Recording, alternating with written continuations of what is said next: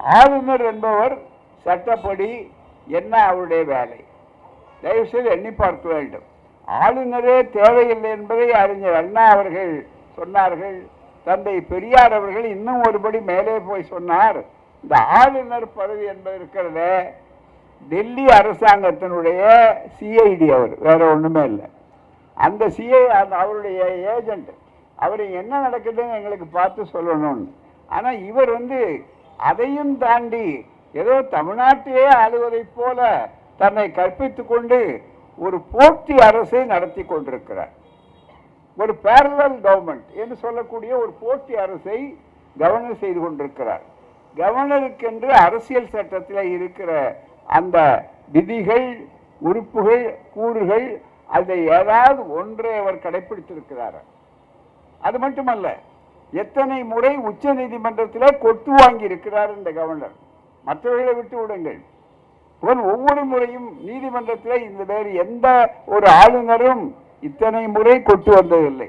ஆனால் நல்லவர்களுக்கு ஒரு வார்த்தை போதும், ஆனால் மற்றவர்களுக்கு சூடு என்ன செய்தாலும் ஏறாது.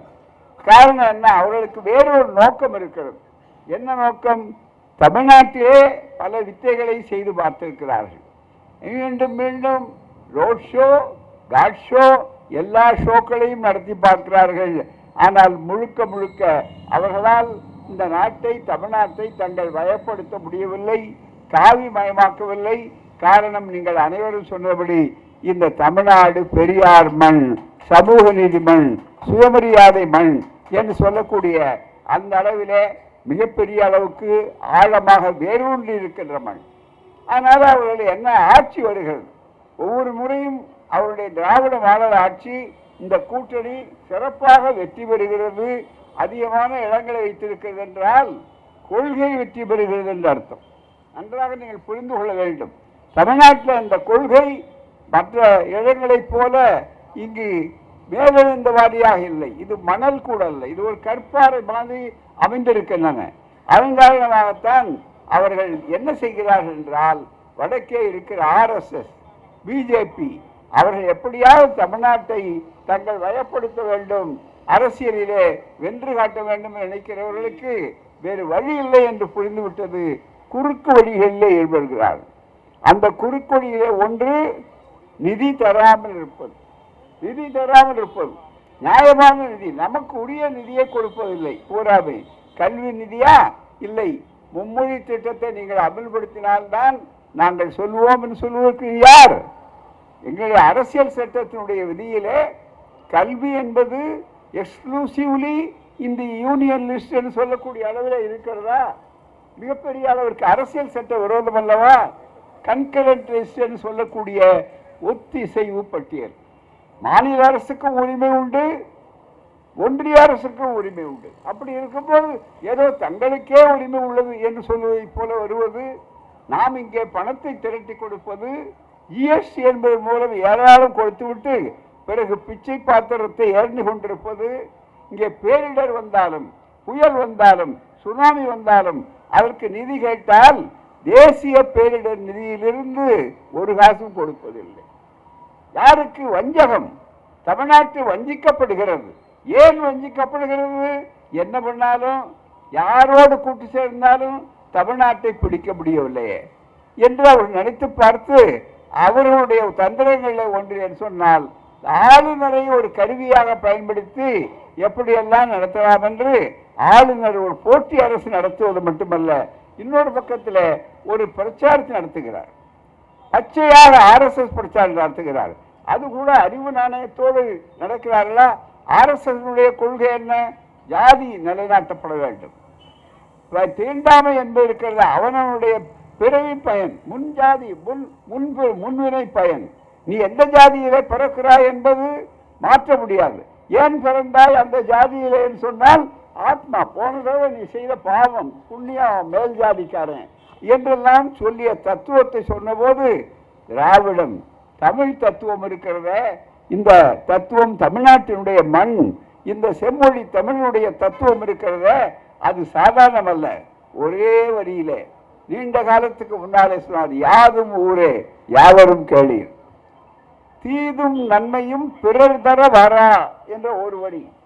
ஒருவன் தீது அல்லது நன்மை என்றால் அது பிறவியை பொறுத்ததல்ல, ஆத்மாவை பொறுத்து எங்கே உள்ள பூந்து விட்டது என்பது அல்ல என்று சொல்வதுதான் இந்த தத்துவம். இந்த தத்துவங்களை மாற்றி ஆரியத்தை உள்ளே புகுந்து விட வேண்டும் என்பதற்காகத்தான் வடமொழியை பிரச்சாரம் செய்வது. திராவிடம் என்று வெள்ளைக்காரர்கள் சொன்னார்கள் என்று அரைகுறைய அறவே காட்டுத்தனமாக தெரிந்தே சொல்வது என்று இருக்கிறது. எத்தனை முறை சொல்லி இருக்கிறோம்? உன்னுடைய மனு தர்மத்தை தானே அம்பேத்கர் அரசியல் சட்டத்தை தூக்கிவிட்டு மனு தர்மத்தை போட வேண்டும் என்று RSS நினைக்கிறது.